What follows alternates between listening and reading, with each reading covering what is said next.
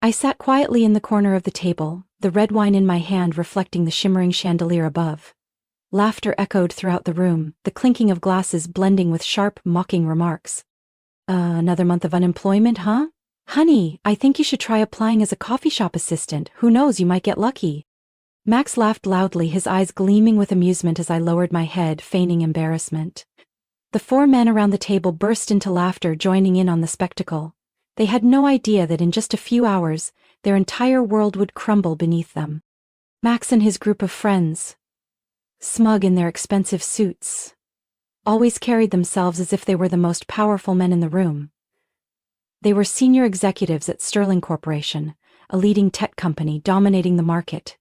A company they believed they had built, developed, and led to success. What they didn't know was that the true owner and mastermind behind it all was me. My name is Evelyn Carter, CEO and founder of Sterling Corporation. And I am Max's wife, the same woman he just mocked in front of his colleagues for entertainment. For the past 7 years, I have maintained this facade. When I first met Max, I decided to conduct an experiment. Instead of revealing that I was a successful businesswoman, I told him I was a struggling freelance financial consultant, still trying to find my place in the industry. I rented a modest apartment, drove an average car, and carried myself with quiet humility. At first, Max seemed like a warm, supportive man, encouraging me in the early years of our marriage. But that support slowly faded the moment he realized I didn't have a career he deemed worthy of pride, at least not by his standards. In Max's eyes, I was a lucky wife, fortunate to be financially supported by him. He thrived on playing the role of the hero, the sole provider, the one who held all the power in our marriage. Over time, he stopped hiding his contempt, and tonight, just like every other night, he used me as the punchline of his jokes. I quietly raised my wine glass to my lips, masking a faint smile. They didn't know. They didn't know that everything they had, their titles, their salaries, the multi-million-dollar contracts they boasted about, was in my hands. They didn't know that I was the one signing their promotions, approving their budgets, or even hiring the headhunting firms that had recruited each of them. And they certainly didn't know that by tomorrow it would all be over. I had been planning this for a long time. After years of careful observation, gathering evidence, and meticulously setting each piece into place, I was ready to pull back the curtain. Sterling Corporation was not just the company I built. It was the perfect symbol of the revenge I was about to unleash. Max lifted his glass, toasting with his colleagues. "Let's drink to women who persevere even when they fail over and over again," he said, casting a mocking glance in my direction. I set my glass down on the table and smiled softly. "Enjoy your night, gentlemen, because tomorrow, everything will change forever." I started gathering information nearly 2 years ago, when the first signs of corruption and abuse of power by Max and his circle at Sterling Corporation began to surface. I had seen how they exploited their positions for personal gain, bent the rules, and manipulated contracts. But suspicion alone wasn't enough. I needed proof. I hired a team of private investigators, the best in the business, to track their every move, every secret meeting, every lavish dinner paid for with company funds, every email exchanging favors with external partners. It was all meticulously documented. I even installed my own surveillance system, an invisible data collection network embedded within Sterling Corporation's internal infrastructure. What I uncovered was far worse than I had imagined. Max and his group weren't just corrupt. They were actively colluding with rival companies to line their own pockets, selling Sterling Corporation's confidential information and manipulating internal markets for their own benefit. I had everything: leaked emails, text messages discussing bid prices with competitors, even records of suspicious transactions flowing into their personal accounts. But perhaps the most repulsive discovery was the way they treated their subordinates. Harassment, humiliation, exploitation of those who couldn't fight back. I knew that gathering evidence alone wasn't enough. I needed a more powerful strike. I needed to witness firsthand the toxic culture they had cultivated. So I decided to experience it myself. I applied for a job at my own company. Of course, not under the name Evelyn Carter, CEO of Sterling Corporation, but as someone entirely different. Emily Brooks, an ordinary candidate looking for an opportunity. I created a completely new, legally sound identity, carefully crafted to ensure that I appeared as nothing more than a struggling woman in the eyes of their recruitment team. They suspected nothing. A few days later, I received an email, an invitation for an interview. The interview took place in a small conference room on the 7th floor of Sterling Corporation's headquarters. I dressed in a modest, unassuming suit, deliberately choosing a pair of slightly worn shoes to match the image of a woman struggling to find employment. 3 men sat in the interview room. All of them Max's trusted subordinates. I recognized every single face. They had all been at the private gatherings where I was mocked behind my back. "You've been unemployed for quite some time, haven't you?" one of them sneered, flipping through my resume.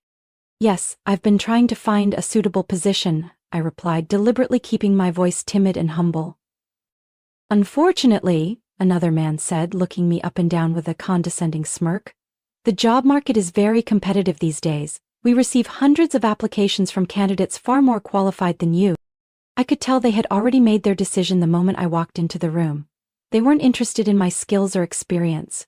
All they saw was a mediocre woman with no connections, no value to exploit. The interview lasted exactly 15 minutes, but they spent more than half of it mocking me, rather than assessing my abilities. One of them even pulled out his phone and started texting, while I was answering a question. I didn't need to see the screen to know who he was messaging. Max. And just as I expected, moments later all 3 of their phones buzzed at the same time. "You've got to be kidding me," one of them chuckled, glancing down at his screen. I didn't have to look. I already knew what Max had sent. He knew I was here, and he was laughing at me. I was used to this, but I kept my act intact, lowering my head and mumbling a quiet thank you as they gave me their fake, insincere assurance that they would be in touch. I walked out of the interview room without a word. I didn't need a call back, I didn't need their approval, I had already gotten exactly what I wanted. I had seen how they operated, how they dismissed those they deemed unworthy, those they considered disposable, how they had cultivated a toxic culture where only men like Max could thrive. They thought they had control over everything. They thought they could continue to manipulate and destroy anyone they pleased. But tomorrow, everything would change. Tomorrow, I would no longer be Emily Brooks, the unemployed woman. Tomorrow, I would step into that boardroom. Not as a desperate job applicant, but as the head of Sterling Corporation. And I would do something they never saw coming. I would end it all. The next morning, I arrived at the company earlier than usual. But this time, I didn't slip through the back entrance like some desperate candidate. I walked through the main lobby of Sterling Corporation, where employees hurried past, nodding politely without knowing who I was. That was fine. After today, they would never forget me.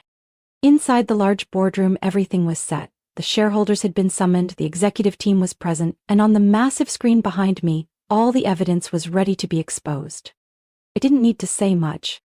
The proof I had gathered over the past 2 years would speak for itself. As the door swung open, Max and his 4 closest colleagues strode in, still wearing their smug smiles. They believed this meeting was just another financial report, a routine gathering where they would be praised for their so-called achievements. They had no idea that today would be the last time they ever set foot in Sterling Corporation as men of power. I sat at the head of the table, calm and composed, watching as Max settled into his seat, the vice president's chair that he had been so proud of. Then, he saw me. His smile faltered. "Villain?" His voice wavered with confusion. His eyes darted around the room, searching for answers, trying to understand why his unemployed wife was sitting in on a high-level executive meeting.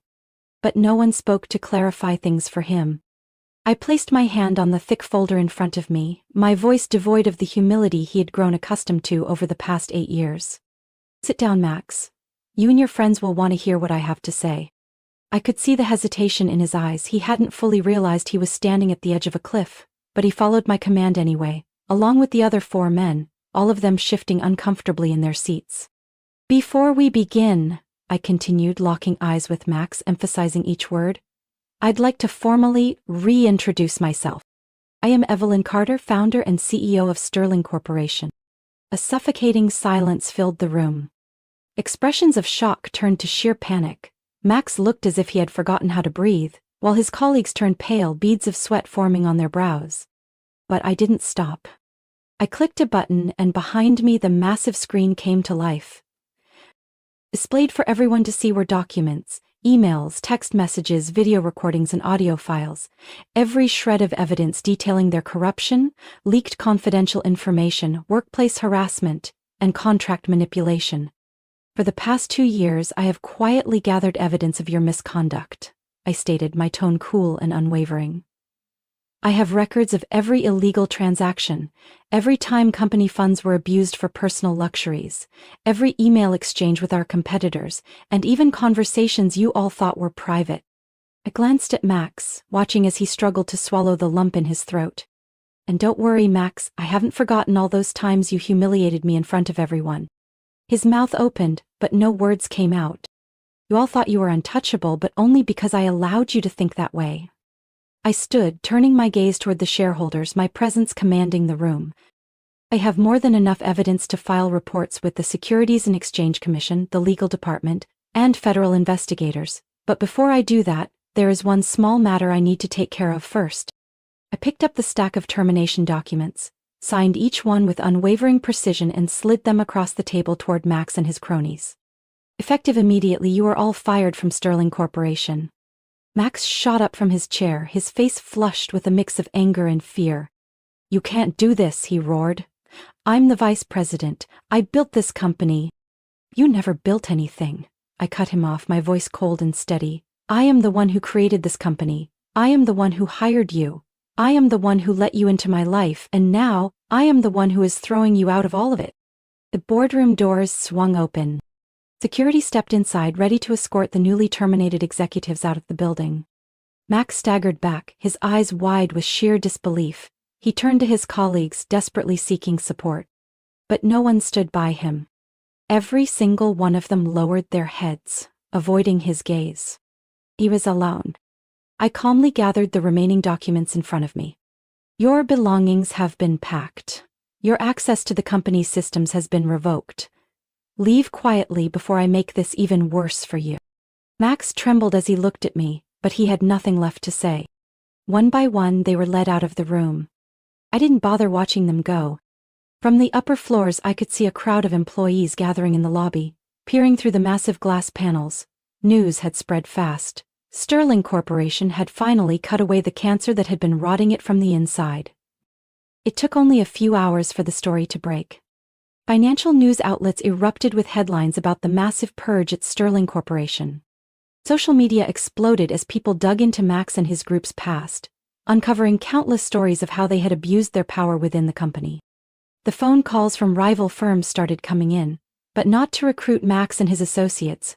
No one wanted to be associated with the men Sterling Corporation had just publicly exposed. One by one, Max's circle crumbled. A week later, I received news that 3 of their wives had filed for divorce. They had no way to hold on to the luxurious lives they once flaunted. Max, the man who once sat in a corner office with a panoramic view of the city, was now working as a sales associate in a small electronics store in the suburbs. He could no longer hold his head high. And me? I didn't need to lift my head to know that I had won. I didn't need to seek vengeance and cruelty. I had simply taken back what was mine. 3 months after Max and his group were removed, Sterling Corporation was no longer the company they once controlled. I sat in my own corner office, gazing out at the expanse of New York City under the morning sun.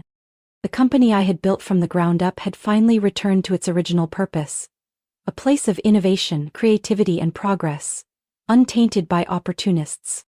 The reformation had begun on day 1 after the purge.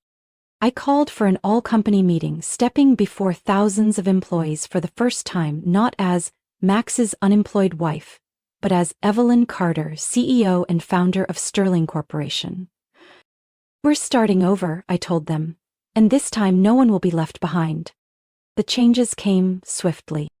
I fired every person who had enabled Max and his group, especially those in HR, the ones who had turned a blind eye to harassment and discrimination for years. The vacant positions were filled with highly skilled professionals, many of whom had been pushed out under the old regime. Within a month, more than 20 former employees were invited back. People who had been forced to leave simply because they refused to conform to a corrupt system. Among them was Lisa Hall, an exceptional software engineer whom Max had personally removed from a major project simply because she refused to join his pointless drinking parties. When I called Lisa and offered her the opportunity to return, she hesitated. "Do you really want me back?" she asked over the phone, her voice laced with disbelief. "I don't just want you back," I told her. "I want you to lead our new AI research team." A week later, Lisa walked back into Sterling Corporation, for the first time, stepping through the front doors without fear. The company culture had transformed completely. I implemented stricter transparency policies, an anonymous reporting system where employees could safely report internal issues without fear of retaliation. Every senior manager was required to undergo ethics and leadership training. But I didn't stop there. We launched an employee mentorship program, where experienced professionals would guide and support new employees, instead of tearing them down, the way Max and his colleagues had done. Anyone found guilty of harassment or abuse of power was dealt with immediately. The atmosphere in the company changed day by day. Smiles returned to employees' faces. Meetings were no longer filled with condescending glances or passive-aggressive remarks. For the first time in years, I could walk through the halls of Sterling Corporation without feeling the crushing weight of a toxic environment. As the internal culture stabilized, the company's financial results quickly reflected the transformation. In just 2 months, Sterling Corporation signed 3 major contracts, one of which was with a leading telecommunications conglomerate. Previously, they had refused to work with Sterling, partly due to the bad reputation the company had earned under Max's leadership. But once news of my corporate overhaul spread, they approached us instead. Stock prices soared by 35% within 3 months. Investors, who had once hesitated due to Max's leadership, now had full confidence in me. The media began praising Sterling Corporation's dramatic resurgence. A Business Insider article even dubbed me the woman who revived a tech empire. But what satisfied me most wasn't the numbers or the headlines.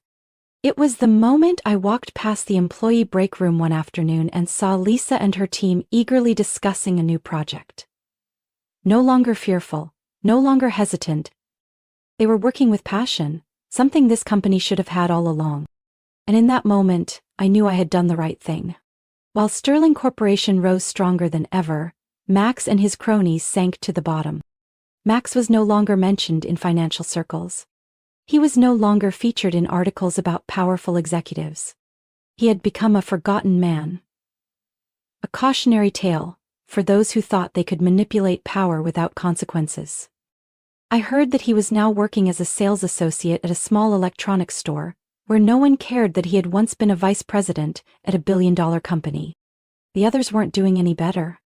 3 members of Max Group were banned from working in the tech industry for the next 3 years due to violations of their non-compete agreements. One of them tried to sue Sterling Corporation but lost miserably when every shred of evidence stood against them. I no longer cared about them. They were irrelevant. The only thing that mattered now was the future of Sterling Corporation, a company no longer controlled by men like Max, but led by those with true talent and integrity. And I knew this was only the beginning. 6 months later, Sterling Corporation had completely transformed. I stood by my office window, looking down at the city stretching beneath the night sky. The Sterling headquarters was glowing, its floors bustling with hundreds of employees, still working with renewed passion and drive. I took a deep breath, letting myself feel a peace I hadn't felt in years. Looking back, the past 6 months had been a long journey. Sterling hadn't just survived the upheaval, it had emerged stronger than ever. Stock prices had stabilized, last quarter's profits reached an all-time high, and most importantly, the workplace culture had changed. Gone were the days of tense meetings, the fear of being undermined or excluded. Now employees were free to create, to grow, to thrive, without having to bow to men like Max and his cronies. I could see it in their eyes when I walked through the halls. A change that was undeniable. But Sterling's resurgence wasn't the only thing that satisfied me. Max's downfall was just as valuable a lesson. I didn't need to track him. The news found its way to me. Max was now a forgotten name in financial circles. The big corporations refused to hire him. The people who once flattered him, who basked in his influence, now turned their backs. No one wanted to be associated with a man publicly exposed and disgraced by Sterling Corporation. He was now working as a sales associate at a small electronics store in the suburbs of Chicago. One of the binding conditions of his termination contract was that he was banned from working in high-level tech for 3 years. And now he stood behind a counter, wearing a store uniform, selling phones and tablets to customers. An old friend of mine happened to see him at the store. She told me that Max looked like a man who had lost everything. No more expensive suits. No more Rolex watch that he once flaunted with pride. He had lost weight, his face hollow, his eyes vacant as he scanned barcodes for customers. He had lost it all. His career, reputation, wealth, and the luxurious life he once took for granted. His wife left him right after the scandal. She couldn't stand going from being the wife of a vice president to living in a cramped apartment, watching her husband work as a sales clerk. She filed for divorce 2 months after he was fired, taking nearly everything that remained in his accounts. Max had once mocked me, convinced that I would never succeed. But now I stood at the top, while he struggled just to get through each day. I no longer dwell on the past. I used to think that seeing Max hit rock bottom would bring me satisfaction. But the truth is, I don't care anymore. Revenge was no longer my motivation. What I did wasn't just about bringing Max down. It was about restoring justice for those he had stepped on and rebuilding the company I had built with my own blood, sweat, and intellect. There are days when I sit in my office, reflecting on everything that has happened. I think about the first time I met Max, when I still believed he was a good man. I think about all the times I forced myself to smile through his cruel jokes.